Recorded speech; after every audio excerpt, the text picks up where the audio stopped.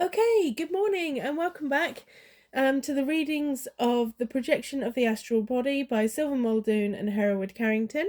We are on page 176, continuing from Will moves the body, does not in any sense denote that it does so because it is hyperdynamized.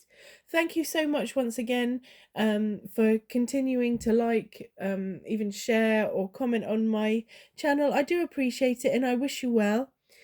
So let's get started. It is no more necessary to dynamize the subconscious will so that it will move the astral body than it is to dynamize the subconscious will so that it will move the physical body. It is suggestion which does it, not accumulated dynamic energy. When we are conscious and wish to move, we do not stop to dynamize the will, and all we need to do is suggest such movement to ourselves, and we move along under subconscious will. And that is what happens when the subconscious will decides to move the body while we sleep. It merely takes a suggestion from the subconscious mind. It is the suggestion which suddenly comes forth, and the reason we use tenacious routine is to impress that suggestion, so that it will become forth by night. If the subconscious will had to be hyperdynamized before it could move the astral body, then how could that will ever move the physical body? The astral body has been calculated by some scientists to weigh approximately 2 ounces. Suppose the physical body of a subject to weigh 160 pounds, the physical would weigh 1,280 times as much as the astral body. Yet we can move the physical body by mere suggestion, and it is merely suggestion which causes the subconscious will to move the astral body while we sleep, even though it emanates from a dream. If there is anything which needs to be strengthened, it is the conscious will, so that we shall stick steadfastly to our routine and force its oppression upon the subconscious mind. Yet even conscious willpower is not necessary, for we can cause the astral body to move out by an appropriate dream. Everything we do is impressed upon the subconscious mind, and these impressions are constantly suggesting themselves, or at least we can recall these impressions, unless we are victims of amnesia. Now, when an act or thought is repeated and repeated, naturally it is more strongly impressed upon the subconscious mind, and naturally it will suggest itself more easily. When we use our conscious willpower and hold tenaciously to a routine, or when we desire the routine so much that we hold fast to it, we impress it so strongly upon the subconscious mind that it stays there on the surface or comes to the surface when we sleep, suggests itself, and the subconscious will is impelled to move the body. That is the main factor involved, the suggestion being realized in action. The subconscious will obeys suggestion, not unlike the hypnotized subject who obeys the suggestions of the operator. Page 177, How I Discovered that Desire is an Activating Factor. Now let us examine desires which are necessities, body necessities. I will tell first how I came to stumble upon the fact that desire suggests directly to the subconscious will while asleep. One warm summer night I retired, and as I lay in bed I noticed that I was becoming thirsty. I desired a drink of water, but instead of getting up and appeasing the desire, I did not stir from the bed. To be truthful, merely because I was too lazy, perhaps I should say too drowsy. So the desire was suppressed instead of being appeased. Several times I was on the verge of rising and going for a drink, but I did not do so. Eventually I was lost in sleep, and when I regained consciousness, I was in the projected astral body. It was the result of a dream, a very insignificant dream. I was dreaming that I stood beside the water tap above the sink in the kitchen, and I could not turn it on so that I could get a drink. I became clearly conscious there, and my hands, astral, were on the faucet, but unable to turn it. Of course, there was this difference between the dream and what actually took place. In the dream, I thought that the faucet was shut off so tightly that I could not turn it. But in clear consciousness, I knew it was because my hands would not make direct contact with the material. The thought dawned upon me that Sorry. The thought dawned upon me then and there that desire had played some part in the projection. So I experimented along this line and found that it was so. One must not conclude that a suppressed desire is no longer a desire, for the suppression is merely by a conscious mind, and the real desire is present in the subconscious. A suppressed desire is really an intensified desire in the subconscious mind, and it thus comes to the surface and acts as a suggestion while we sleep. In the ordinary case of desire, we might continue for many days, even months, before the impression of it would be strong enough to assert itself while asleep. But in the case of a desire which is a necessity, such as thirst, even the course of an hour will greatly impress the desire upon the subconscious mind.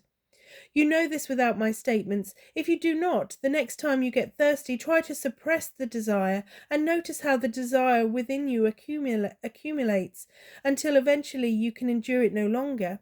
You'll notice how forcefully the desire for drink asserts itself. That is just what it's doing during sleep, suggesting very strongly that you desire water, and the subconscious will be impelled to move the body, for you cannot suppress it now that you are no longer conscious. So if your physical body be incapacitated in a condition where it will not instantly respond the moment the subconscious will is exercised, the astral body will be moved out of the physical. Thirst is the strongest and most quickly produced stress which can be used in developing the phase. Next to thirst comes hunger, a desire for food. Fasting exerts a double positive influence upon astral projection. You will recall the first reason we discussed it in speaking of energy, and learned that during a fast, a secondary source of energy is cut off, and that consequently the astral, during sleep, is thrown farther out of the coincidence to recharge with cosmic energy the more easily. The second reason why the lack of food is a positive factor in the projection of the astral body is that a desire for food is usually present, especially at the beginning of a fast, and the desire, being suppressed by the conscious mind, is intensified in the subconscious mind, the stress growing so intense that it comes to the surface and suggests itself while the subject is asleep. The subconscious will is dominated by the suggestion, just as it is in the case of thirst. So one can readily see the advantage of fasting while trying to promote astral projection.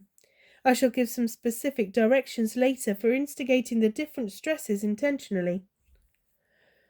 Page 179. The action of the unconscious phantom is governed by the stress.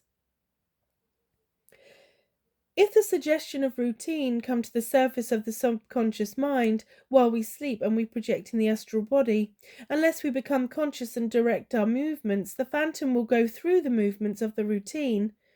If the suggestion of any deep-rooted habit comes to the surface of the subconscious mind while we sleep and we project in the astral body, unless we become conscious and direct our movements, the phantom will enact the habit.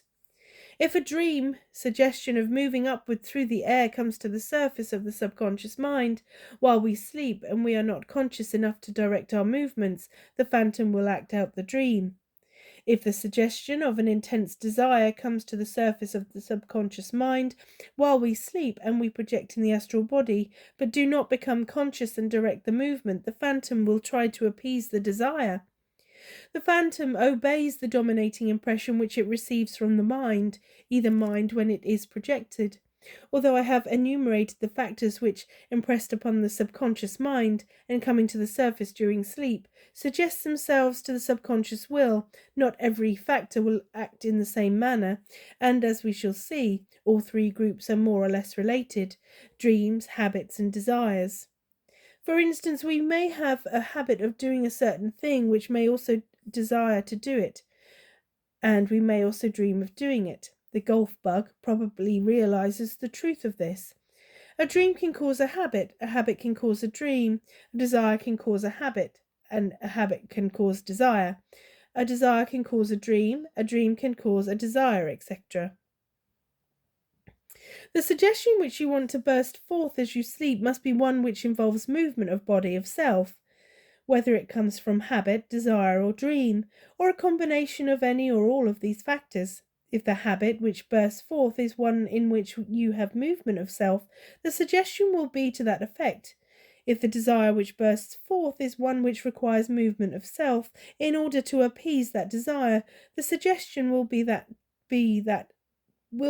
that effect. It requires very little reflection to demonstrate that the most powerful suggestion which could burst forth would be from an impression caused by more than one factor being involved in making the impression. The shade of the impression determines the way in which the subconscious will acts. It might respond with determination, half-heartedly, actively, weakly, etc., depending upon the shade of the suggestion which dominated it, and the extent of incapacity of the physical, and the extent of energy in the condenser, etc. Again, think of the subconscious will as the locomotive and the suggestion as the engineer.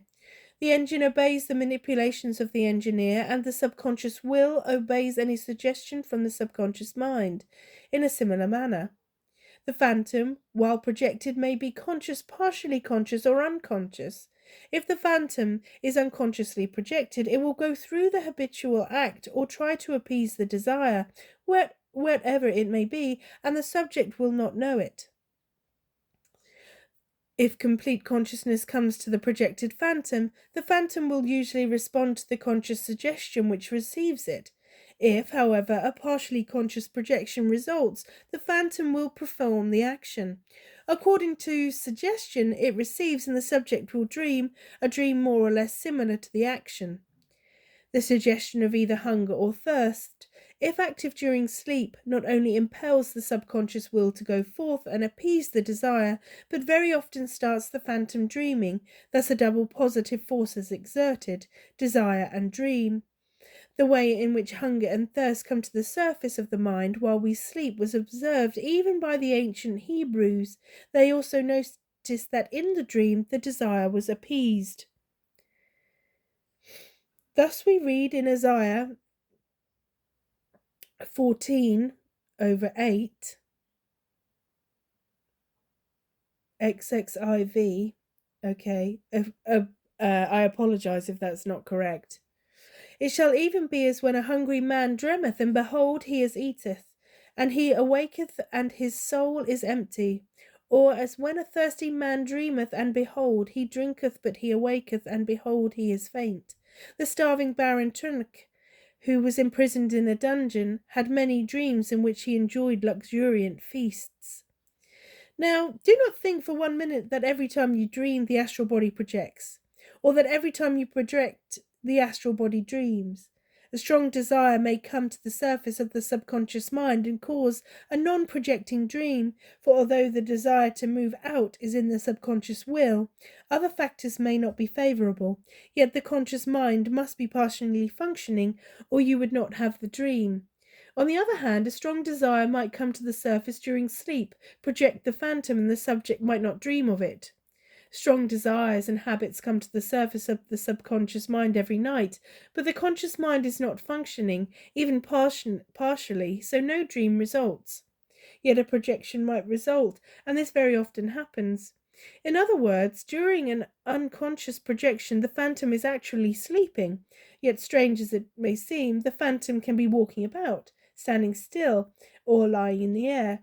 You will recall that this excuse me, sorry. You will recall this state was mentioned before as an emotive projection and astral somnambulism. Page 181, sexual desire is a negative factor. Knowing how sexual desire becomes active during sleep, it might be thought that this would be a strong activating factor, and that it would assist the body to project. Yet this is a stress which works against itself, so far as projection of the astral body is concerned, for such an intense desire would become emotional, the blood in the physical body would begin to circulate more rapidly, and incapacity of the physical body would not be present. Consequently, the astral body would not project. In fact, it would be drawn more closely into the physical body of moving outwards from the zone of quietude. The subject would be physically restless. The subconscious mind does not conceive of appeasing such a desire otherwise in the physical body, for it has been accustomed to this and to the body being, at such times, in a reclining position. So suggestion in this case, when coming to the surface of the subconscious mind by night, would pull the astral body into, rather than away from, the physical body. Page 181, phantom projects more easily to a familiar place. Another powerful broken habit factor which has a very strong activating effect upon the subconscious will is that of sleeping in a strange place, that is, in a place where one has not been in the habit of sleeping. You probably have no idea how inclined the subconscious mind is to move the body back to the place where it is accustomed to lie while sleeping. When I was about 16, I went one day to visit my aunt, who lived in a neighbouring village 14 miles away. That night I slept there, and before going to sleep seemed very restless, wishing that I were at home, sleeping in the room and bed where I was in the habit of sleeping. I finally dozed off to sleep, and shortly I was dreaming that I was flying about with wings in the air of my room at home, just over the bed where I had always slept. Consciousness came to me in the astral body, and I found myself hovering horizontally over the bed at home where I was in the habit of sleeping. Here is another experience in which I thought I was dead. On first awakening, I did not see my physical body lying upon the bed, as I had been accustomed to when projected and conscious in this particular room. The first thought, on seeing the absence of the physical body, was that I had died, and had been unconscious for some time, and that while in that condition the physical body had been buried. Where is my body, I wondered. I want to find it. But scarcely had I thought of finding my physical body than I was back in the room at my aunt's, where it was. You can get some idea from this, the rapidity of the subconscious. Before I had time to consciously remember that I had been sleeping at my aunt's home, I was back in my physical body. In this instance, you will observe the three factors, habit, desire, and dream, were all present. Further, I was wishing to be in a certain place, and in order to appease that desire, the astral body moved to that place. In any projection, the astral body will always project with much more ease to a familiar place than to a strange place. In fact, the astral body, when exteriorized and unconscious, will be found to meander about in the subject's familiar haunts very much of the time, going through activities which have been habitual to the subject. And this applies not alone to temporary projected phantoms, but to permanently disembodied phantoms also, phantoms of the dead. Okay, we're going to finish there. So we're going to be starting next time on phantoms of the dead are often dominated by stress or desire or habit, and that's on page 183. Okay, thank you so much. I wish you well, and I hope you have a wonderful day. Thank you so much.